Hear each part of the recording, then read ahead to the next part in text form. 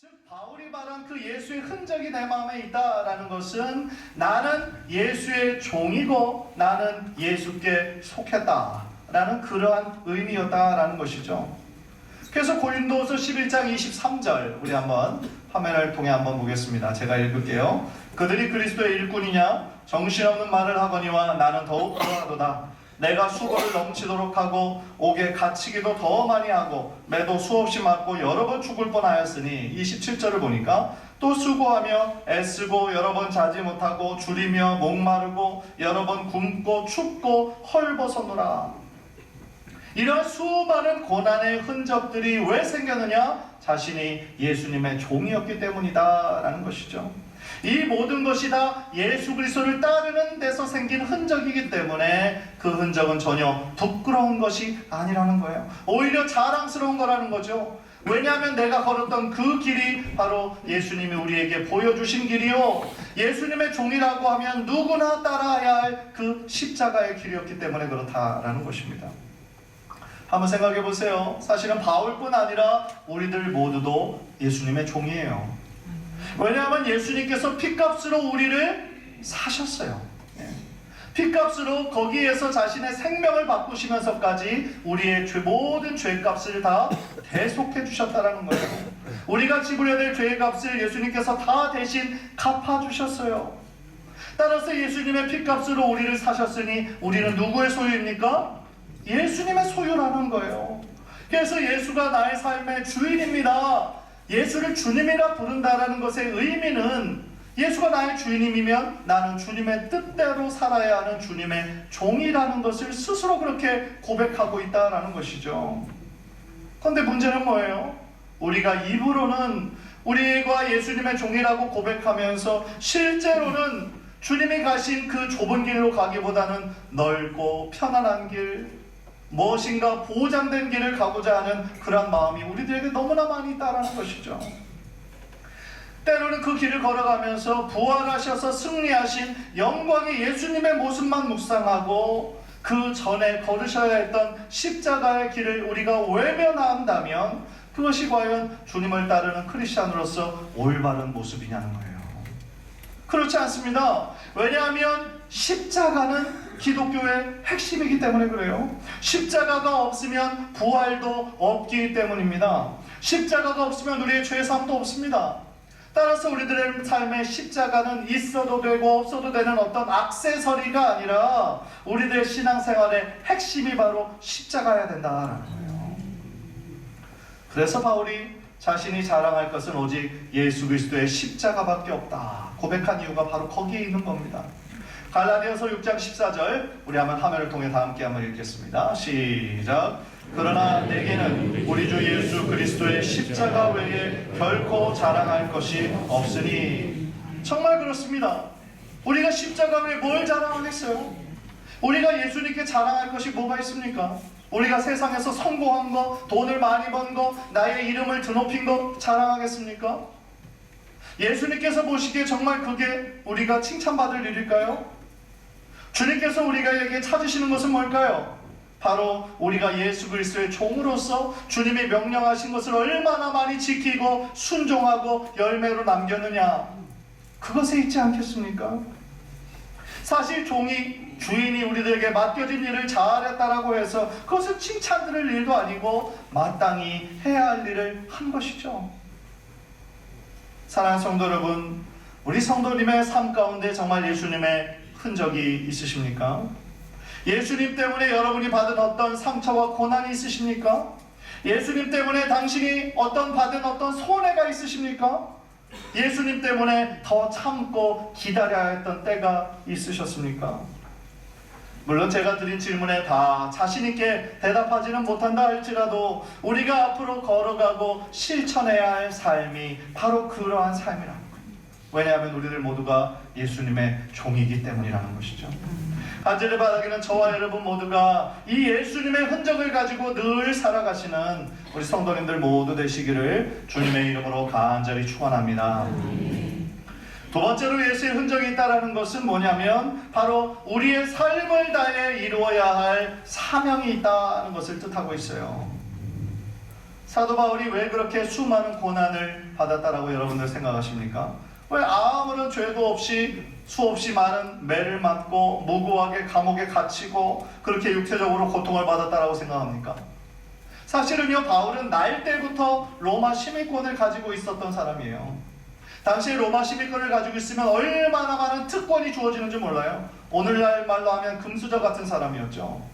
단순히 로마 시민권을 가지고 있을 뿐만 아니라 당시에 최고의 석학이었던 가말리엘의 문화생이었습니다.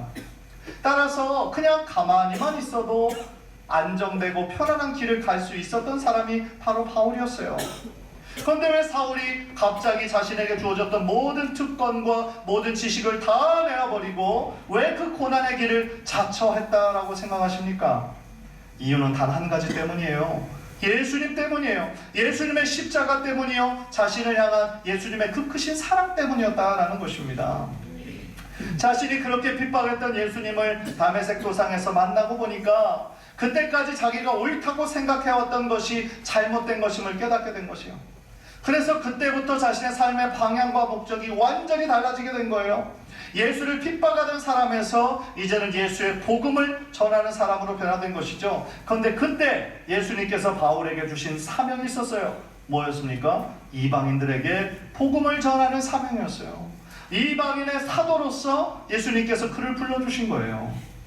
다시 말하면 바울이 그토록 받지 않아야 됨에도 불구하고 그 고난을 자처하면서 십자가의 길을 걸어갔던 이유는 바로 예수님께서 그에게 주신 사명 때문이었다라는 거예요. 그러니 자신이 꼭 해야 하는 일이기 때문에, 반드시 이루어야 하는 일이었기 때문에 어떤 희생을 감수하면서도 그것을 감당했던 것입니다. 사도행전 20장 24절 우리 화면을 보면서 다 함께 또 읽겠습니다. 시작. 내가 달려갈 길과 주 예수께 받은 사명 곧 하나님의 은혜의 복음을 증언하는 일을 마치려 하면은 나의 생명조차 조금도 귀한 것으로 여기지 아니하노라. 아멘. 이 고백에 그의 사명이 무엇인가 잘 나와 있어요. 그의 사명은 무엇입니까? 내가 달려갈 길을 아는 겁니다. 우리에게 주신 사명도 마찬가지예요. 우리들이 달려갈 길을 아는 게 바로 사명이에요. 그런데 그 사명의 내용은 뭡니까? 하나님의 은혜의 복음을 증거하는 일이었어요. 그가 앞으로 평생 앞만 보고 달려야 하는 그 이유가 바로 하나님의 복음을 전해야 하는 사명 때문이었다라는 것이죠.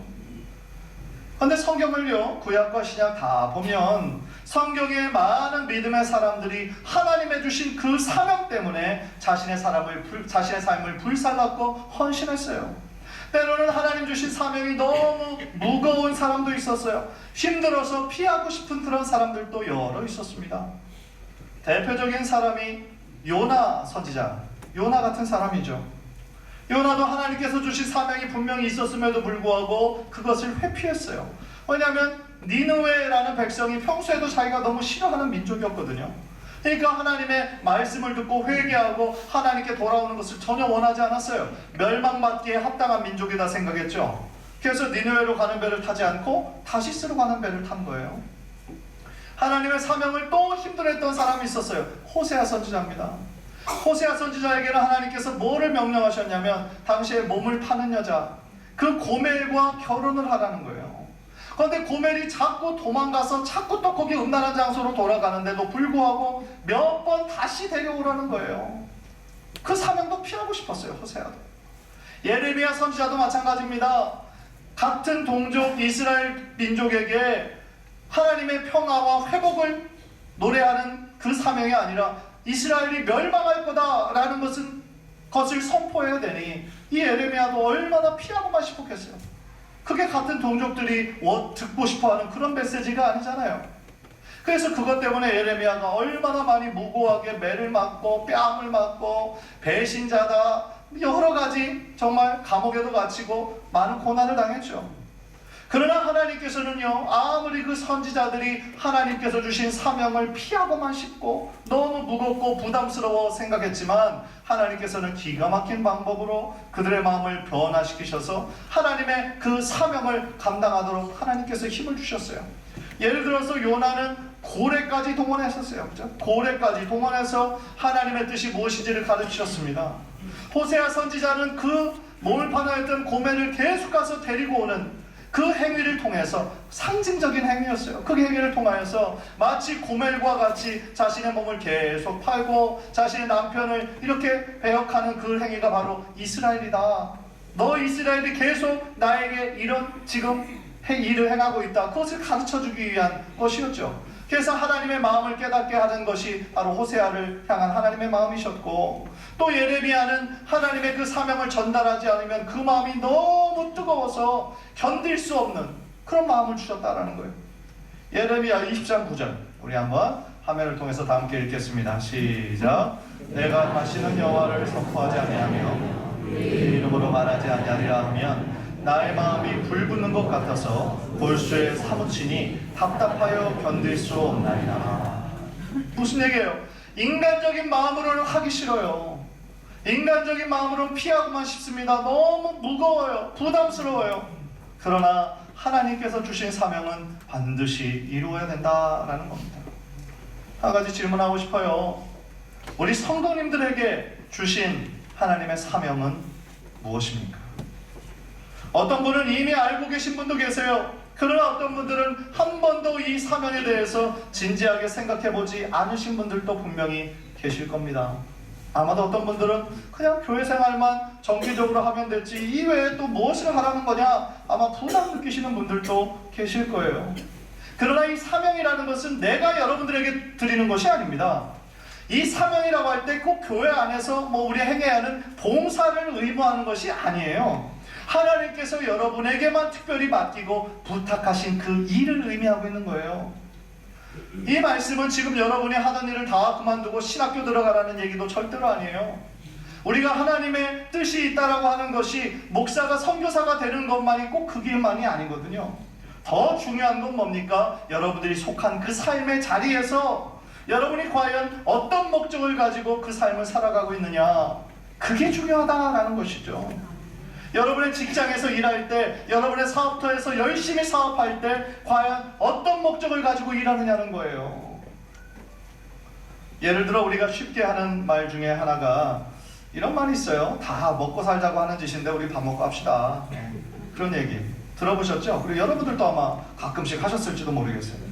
물론 어떤 뜻에서 말하는지 너무 알고요. 그리고 밥 먹고 사는 게 중요하지 않다라는 것을 얘기하는 것은 아니에요. 중요하죠. 생존에 꼭 필요한 거니까요.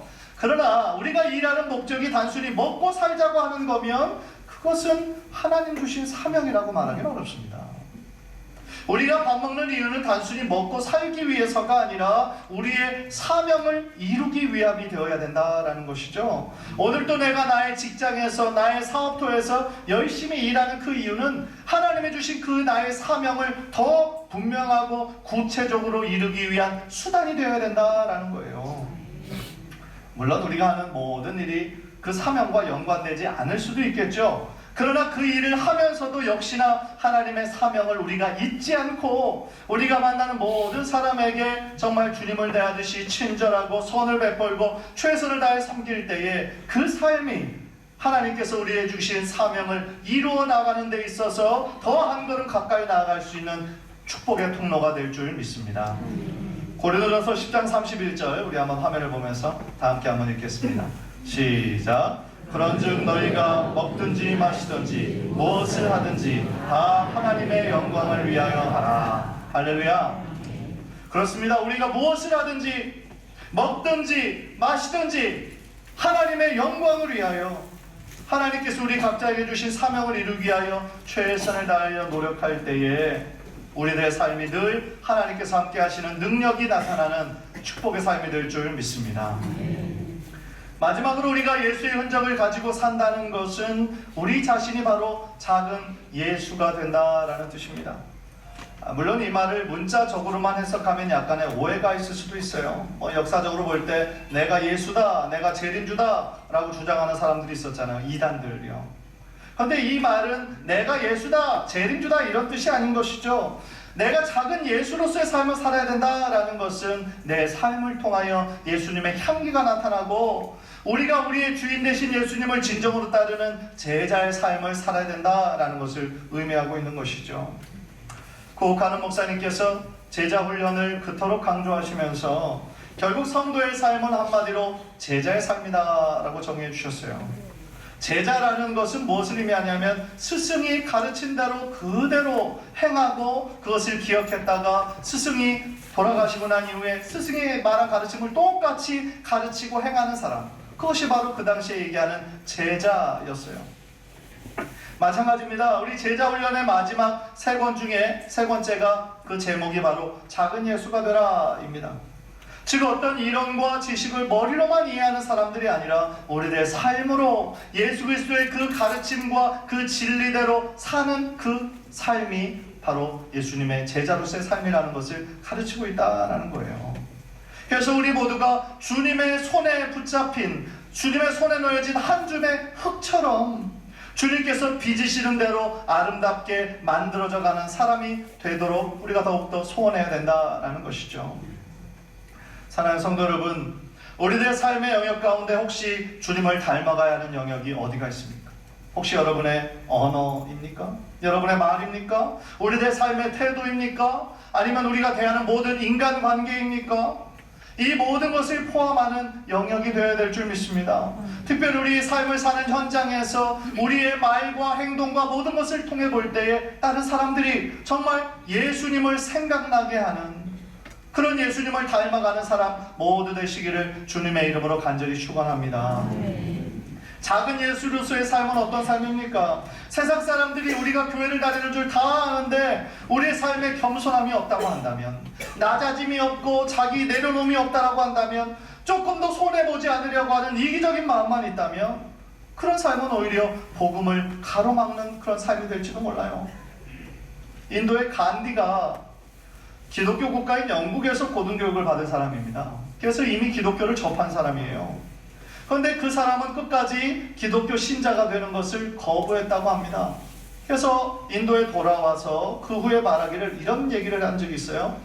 예수님은 좋다. 그러나 기독교는 싫다. 그런 얘기를 했다는 거예요. 오늘날 교회 다니지 않는 많은 사람들이 하는 얘기도 비슷합니다. 예수님을 미워하는 사람은 거의 없어요. 예수님은 좋지요. 그러나 교회는 싫다는 거예요. 왜 그럴까요? 그 이유가 무엇일까요? 우리들의 삶을 통하여 정말 진정으로 예수님을 따르는 자의 향기가 나타나는 것이 아니라 단지 교회만 출석하는 종교인이기 때문에 그런 것은 아닐까요? 예수를 따른다고 하면서 세상 사람들보다 더 세속적인 가치를 붙잡는 우리들의 모습 때문은 혹시 아닐까요? 세상 사람들은 언제나 기독교인을 바라보고 있습니다. 사실은 오늘날 기독교에 대한 비판이 높다는 것은 그만큼 기독교인의 삶에 대한 기준이 높다는 것이죠. 무슨 얘기예요? 자기네들보다는 적어도 윤리적으로 더 높은 기준을 가지고 살아야 되는 것이 너희들 아니냐? 너희들이 세상에서 더 정직하고 신실한 삶을 살아야 되는 거 아니냐? 어떤 그런 기대의 표현인 것이죠. 그런데 그런 기대에 미치지 못하니까 뉴스에 꼭 기독교인이 연루된 그런 사건만 나오면, 기사만 나오면 마치 그냥 우르르 몰려들어서 비판하고 욕하고 그런 일들이 이 세상에는 얼마나 많이 나타나는지 모릅니다. 고린도후서 2장 15절 우리 한번 화면을 보면서 다 함께 한번 읽겠습니다. 시작. 우리는 구원받은 자들에게나 망하는 자들에게나 하나님 앞에서 그리스도의 향기니. 아멘. 우리들의 삶이 꼭 교회 안에서뿐만 아니라 우리의 삶의 현장에서도 세상 속에서도 그리스도의 향기 나는 삶을 살아야 될 줄 믿습니다. 어제 그 인터넷 뉴스, 저는 이제 다음 뉴스를 좀 자주 보는데 이런 기사가 났어요. 그 베이비박스라고 혹시 들어보셨나요? 베이비박스를 운영하는 한 목사님이 계십니다. 그 일이 뭐냐면 이제 버려지는 아기가 한국에서 그렇게 많이 있다고 하죠. 그래서 뭐 피치 못할 상황이 있겠지만 어쨌든 그 아이를 낳긴 했는데 키우지 못하는 사람들이 그 밖에는 그전에는 막 버려고, 그러니까 얼마나 죽는 아기들이 많습니까? 그런데 이 목사님이 그거를 안타깝게 생각해서 자신이 운영하는 작은 그런 공동체의 베이비 박스라는 것을 만들어놔서 뭐 새벽이든지 밤이든지 언제든지 그 생명 그냥 밖에 죽게 놔두지 말고 거기다 두라는 거죠. 그래서 그 일을 하셨던 목사님이세요. 그런데 이제 왜 신문에 났냐면 목사님이 뭐라고 얘기하냐면 그게 기초생활비가 이제 주어지는데 그거를 부정으로 수급한 정황이 있다고 해서 경찰이 검찰에다가 이제 그거를 기소 넘겼다는 거예요. 근데 알고 보니까 이 목사님이 일부러 알고 이렇게 한 것이 아니라 몰랐던 거예요. 예, 몰랐던 거고 또 그 부분에 대해서는 또 갚아 나갈 거라고 벌써 약속을 했고요.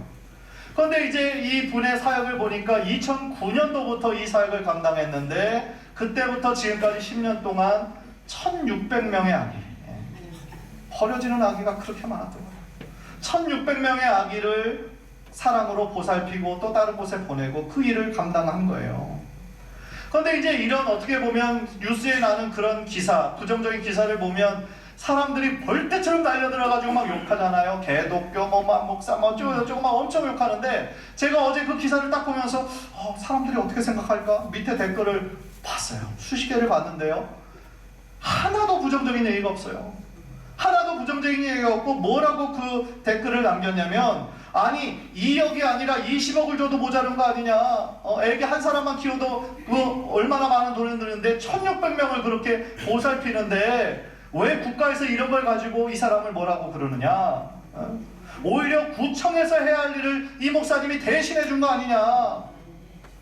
그런 식으로 이 목사님을 이렇게 옹호하고 응원하고 오히려 이 구청에서 잘못하고 있다, 이 경찰이 잘못하고 있다, 그런 얘기가 수십 개가 달린 거예요. 야, 그거 보면서 하여간 저는 처음 그런 것을 봤습니다. 기독교에 관련된 어떤 사건 사고를 보면 언제나 악성 댓글이 막 몰려 있는데 정말 작은 예수로서의 삶을 실천하는 그 목사님의 글을 보니까 이 세상도 그거를 인정하는 거예요. 이 사회에 어두움들이 참 많습니다. 소외된 것들이 많아요. 그런데 그 목사님은 이름 없이 빛도 없이 10년 동안 예수의 사랑으로 그 죽어가는 아기들 살려낸 거죠. 그리고 그 아기들 보면 장애를 가진 아기들이 또 그렇게 많아요. 그런데 어쨌든 그 사건을 보면서 이 사회가 무조건적으로 교회를 싫어하는 게 아니구나. 무조건적으로 기독교를 반대하던 것이 아니구나. 만약에 교회와 크리스찬들이 예수님이 그 사셨던 그 길을 그 낮아지고 헌신하고 자기 이름을 드러내기보다는 묵묵히 이 사회의 빛과 소금의 역할을 감당하는 것을 이 사회가 원하고 있는 거구나. 그것을 깨닫게 됐어요. 간절히 바라기는 우리들의 삶이 정말 오늘 본문에 나타난 그 바울의 고백처럼 예수의 흔적을 가지고 예수의 종으로서 예수의 사명을 가지고 우리가 속해 있는 그곳에서 예수의 향기를 드러내는 그런 삶을 살도록 결단할 때 우리가 살고 있는 이 사회와 이 나라가 더욱더 복음의 능력으로 변화되는 귀한 역사가 일어나게 될 줄 믿습니다. 바로 그 일에 하나님이 주신 사명에 크게 쓰임받는 저와 여러분 되시기를 주님의 이름으로 간절히 축원합니다.